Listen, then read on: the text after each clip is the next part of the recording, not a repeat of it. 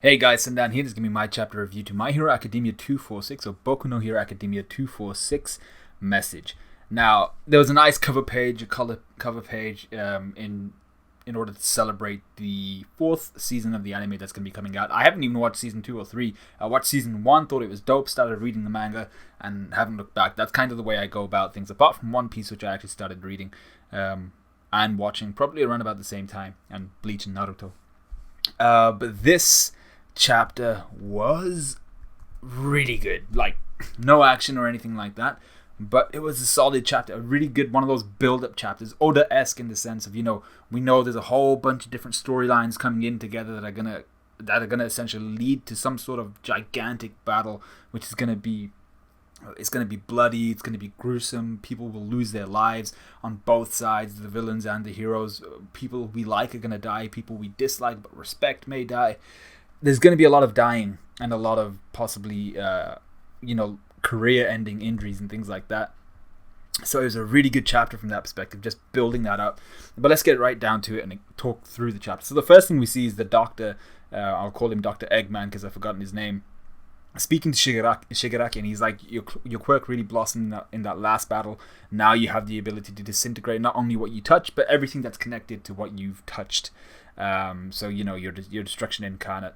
And the doctor asks Shigaraki, he's like, but why do you still seek more power, And Shigaraki's answer I thought was actually pretty good, in the sense of, he's like, first off, you promised me more power, so why wouldn't I take it?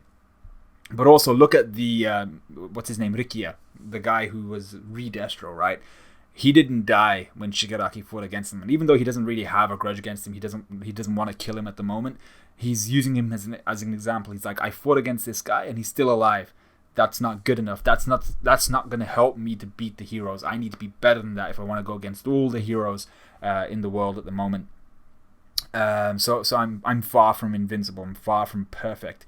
And then he also mentions, my arm has been shot to shit after that fight. How many heroes are out there? I can't be like this. I can't, after one basically balls to the wall battle with, let's say, Endeavor or something like that. What happens if another hero turns up? I'm screwed. So he basically says here, he's like, I'm not going to underestimate anymore. I'm not gonna take a hero and just not be at my full capacity possible against any of these heroes. So I'm going to use everything I have, everything at your disposal, which is under my disposal. I'm going to use everything we have to destroy everything that All Might built up and all his remnants. This will be our last conflict in the next 4 months, which we find out in a bit. So the doctor's like, alright, cool, this is fun. I like that reasoning, essentially. But then we go to this part of his research where he's like, this was originally for All for One's sake. So he talks here about the idea of, the quirk singularity point, yeah. So, which is I'd forgotten, or I didn't realize that it was his research, but his kind of theory is that with each passing generation, because of the mixing of quirks, because people have kids, and how quirks grow, how they mix, they become more complex because of that mixing. They become more ambiguous in terms of, if you have an explosive quirk and then like an icy quirk, take Shoto for example, he can use both. That's a more ambiguous, more powerful quirk. And people just have more ambiguous quirks in general. I mean, like, who would be a good example? For instance, that Black Whip thing, that's a very ambiguous quirk. Yao Yorozu's quirk is quite ambiguous in terms of they're weird quirks. They're not just physical attributes anymore. And they're becoming more and more powerful. But the issue is, and the doctor points this out, which is quite cool, is that the hardware, i.e. the body and the physical, the physicality of humans, isn't evolving fast enough to keep up with the software, i.e. the multiple updates that the quirks have been getting because of, sexy time and the progression and natural evolution of quirks. So what his quirk singularity point basically says is, the underlying point is, quirks are evolving faster than bodies are evolving, faster than human bodies are evolving. So it's going to get to a point where the body won't be able to house the quirk and people will start to die. And All for One is really the only one that took this research seriously. And this is something that obviously Dr. Eggman feels very, very passionate about, but All for One felt passionate about it too, because he wielded multiple quirks. So this was a serious issue for him. I need a body that can house all these quirks, that can continue with the continue housing these evolved quirks, And if I don't have a body like that and it starts to, break down my body negatively, it starts to lead me towards the path of dying, maybe I should take that seriously. So that's something that All For One was obviously always going to be very interested in. Shigaraki seems to be too excited and too much of a kid, really, to take this lecture, because this is actually really key information for him, I felt. So he's just like, the Dr. Eggman kind of cuts it short, and he's like, you know what, for the next 4 months, you're about to endure some hellish pain, kind of typical shonen trope.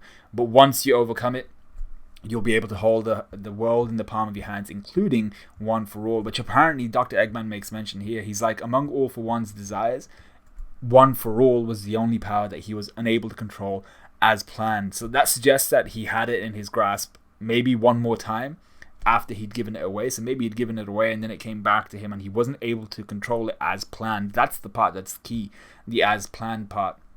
Or maybe it was when he first had it, he just wasn't able to control it as planned for some reason, and he gave it away and then discovered how powerful of a quirk it was through his brother and his successors. But we see a picture here of what I assume the Dr. Eggman dude is hoping to do to Shigaraki, because what this research looks like it's going to do is either provide Shigaraki with a completely new body, or it's going to alter his body, making it stronger, making it more capable of housing multiple quirks, evolved quirks and all that stuff, more complex quirks.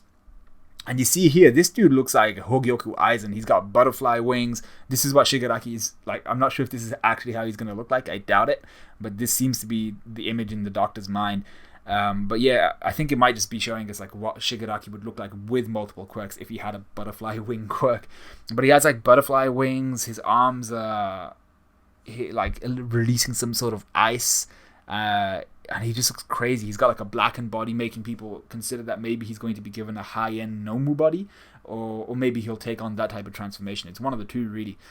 And I think that's what the high-end Nomus, that's what the research behind it was, right? How can we get a humanoid body or a human? How can we give them multiple quirks without making them lose their minds, without making them lose their humanity? How can we do that, essentially? And that's, I think, it looks like the Doctor has gotten some sort of answer to that theory, to that research, and he's going to use it on Shigaraki, and it's going to take 4 months to do. So then we go back to Endeavor. That's all going to be insane. Imagine that. So this is how Shigaraki, by the way, is going to keep up with Deku and like his multiple quirks. It looks like Shigaraki is actually going to get a body where he can house multiple quirks, complex quirks and stuff like that. The only issue is I'm not sure how he's going to obtain those quirks. He doesn't have All For One, right? Nobody has All For One. So how is he going to extract quirks? And I think that's where the Doctor comes in. He's going to be like, yoink, taking people's quirks away from him. So that's going to be amazing. 2 people who have multiple quirks. Deku with a set amount. Shigaraki stealing people's quirks. We'll see how it goes. It's going to be insane. We go then to Endeavor's office, and he's reading through the notes that Hawks left behind. And he sees 4 months from now, rising from action, and we see kind of we see in a monologue from Hawks while Endeavor is reading through his notes. So Hawks is just walking around in this in the League of Villains, is like huge mansion thing, and he's like, I don't know how many heroes are among these villains. I don't know how many essentially traitors there are. I can't even walk around as I please. I haven't learned what Shigaraki and his backers are trying to do. And he says something about his smallest feathers being only able to pick up sounds from a short range. So essentially, by the time he figures anything out, it'll all be too late. So he says, until then, I'll send signals. Read up on those signals. Be prepared if we surround this place right away, and all that type of stuff. So essentially, he's just there running through his own ideas and trying to convey them to Endeavor. And he says we need to, ascertain the total amount of insurgents or traitors essentially that we have within the hero society, so that we can pick them out and essentially disallow them from creating more civilian casualties once we decide to take out the League. But then he says, in case of failure, and I thought Rikia was going to do something here, because the Redestro guy comes up behind Hawks and he's like, oh yeah, about those books you've been handing out. And just before that, you see Hawks thinking to himself, in case of failure. So I was like, oh my god, is this going to be failure straight away? But it wasn't. Rikia congratulates him for being such a thorough a reader of Destro's essence, and for having grasped that essence, and publicizing it to people that are within his fan base, or just heroes in general. And apparently he's been spreading it like wildfire. People in their teens and 20s from his supporter base have been coming over and stuff like that. And this is the part where I feel a little bad for Hawks, because he's spreading this, and a lot of people are gonna be like, yo, Hawks is saying this, it must be a good read. They read it, they follow what Hawks is saying, and they come over to the League of Villains side, and then basically they've converted to the dark side, and it's Hawks' fault essentially. But he's doing it as a double agent. He has no other choice, right? So I think he's actually building their army a little bit for them, even though he's actually on the side of the hero. So that's something that's going to live with Hawks, knowing that possibly they're going to have to kill some villains and stuff like that who he himself had recruited. We go back to Endeavor, who is thinking about, he just read a part about preparation and numbers. And then he goes to the part where he sees the PSC, I think it was. I've forgotten who the PSC are, but they're the ones that have been in collaboration with Hawks and his undercover mission at the moment. And the lady there says to Endeavor, she's like, the students need to gain more experience in direct conflict. So basically, they need to gain more actual experience rather than theory. That would be beneficial for Endeavor. That would be beneficial for the heroes. And this is where Endeavor actually clocks. He's like, holy shit, I've got 4 months to train the shit out of these kids so that they're ready to take on people like Shigaraki, to take on the thousands upon thousands of assets that these guys have. So this, like, you can see in Endeavor's face how serious he is here. He's just like, oh shit, I've got a third of a year. Yeah, my maths was right. A third of a year to train up these 3 kids that are under my protection essentially, and under my tutelage. I've got 4 months to bring these guys up to a level where they're either able to keep up with me or better than I am. And to be fair, that seems like I understand these kids are really talented. One of them's got one for all, really, really dope quirk. But in 4 months, you want these guys to be able to, because the point that Endeavor makes here is that, you know, the PSC and Hawks have already gotten a rough grasp of the enemy. They're making moves behind the scenes, and the preparation that Hawks wanted is the interns. And you see Hawks here actually say that as well. He's like, I was skeptical of it as well, but in case of failure, you know, everything's going to be foisted onto the students, or I've never even heard of the word foisted. Everything's going to be left to the students. That can't be right? But you see Endeavor here kind of look at the kids, say to them, Bakugo Shoto, Deku, you guys you're under me. I'll be watching you guys. And you see Hawks here. He's like, he comments on the fact that Dabi's like really underestimating the kids. Dabi's there like, oh, these kids haven't gotten much stronger, and Hawks is like, yes, thank you. And to be fair, this is actually a really good point, and I like the fact that Horikoshi brings this up, because Dabi still thinks, he's like, these kids are incredibly slow, they haven't really gotten much stronger. Hawks knows though. Hawks purposefully made that move, and he knows that Dabi's going to be underestimating them. That's going to proliferate within the league. They're going to underestimate the kids.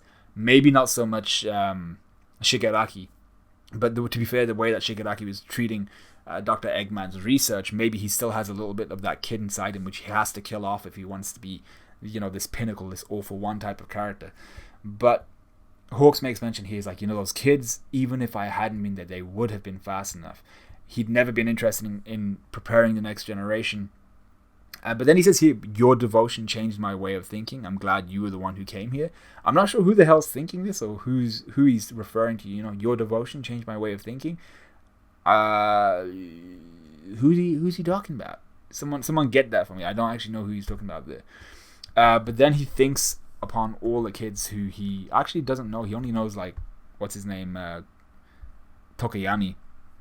And that's the first person he thinks of. He's like, these kids, they're strong. And this is the part where I was like, this is getting real now. Because it feels like, this whole part here feels like a major, major death flag for Hawks. You know, he's thinking on the kids. It's almost like a, you know, it's not even an if I die situation. It's almost like he's saying, when I die, these are the people that will pick up my you know, it's kind of like Naruto in the sense of, you know, these guys have the will of fire. They'll pick up my ideology. They'll pick up my mission, and they'll see it through to its completion. So he's thinking of Tokuyami. He's thinking of all their kids, and he's like, their strength grows day by day. They're growing faster than I am.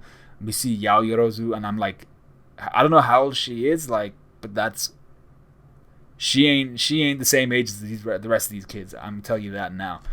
But I really like the fact that we see all these kids. They're training, they're battling, they're fighting, they're collaborating, and all Hawks is thinking is this won't go according to the villains' plan. And then we see some B classes in, like, from class B heroes. We see All Might grimacing about something. I'm not sure what he's just found out there. We see Shoto's mom, I think it is, praying for something. We see Gran Torino. I think he might be in the same prison where Kurogiri is, because we see him as well. We see Mirio looking up at the sky, all that good stuff. And he's all the while we see Hawks just thinking, by the time the next cherry blossoms fall, everyone will be smiling again, thanks to the kids. And I'm just like, 4 months, really? Can the kids pose a threat? To be fair, the only one who the kids shouldn't be able to beat is Shigaraki, right? And if there are any high-end Nomus, then they shouldn't be able to defeat those guys as well. But Spinner and the rest of them, Dabi, they should actually be people that the kids could keep up with in the next 4 months if they go through some hellish training and gain all that experience. A point to note here, like I said, Gran Torino seems to be in the same place that Kurogiri's in, but we see here Eddie with her horn light up on fire next to Aizawa and Mike. I've forgotten his name. President Mike. And that's usually the sign of her quirk activating. So maybe she's gonna. What I'm hoping is that she, over the next 4 months, or maybe it's gonna be one of those ones where, like, right in time, on the last day the war's going down or some shit, and she's gonna rewind Mirio. That's all everyone's thinking about. I hope when you see that panel, you see her quirk light up. We want Mirio back, right? And I hope she's able to, in the next 4 months, learn some element of her power, rewind Mirio about however long it's been, half a year, and get him back to his quirk, because he's gonna be absolutely not. They need someone like Mirio, and they need the other two of the big three to be fighting at basically their best level in order to keep up with the League of Villains. But that's the chapter. I really enjoyed it. Like I said, major death flags for characters like Hawks, and I really don't see him not dying. The fact that, he delivers this speech saying that, what if I fail, these are the kids that are gonna pick up my mission. They're gonna continue what I was sent to do.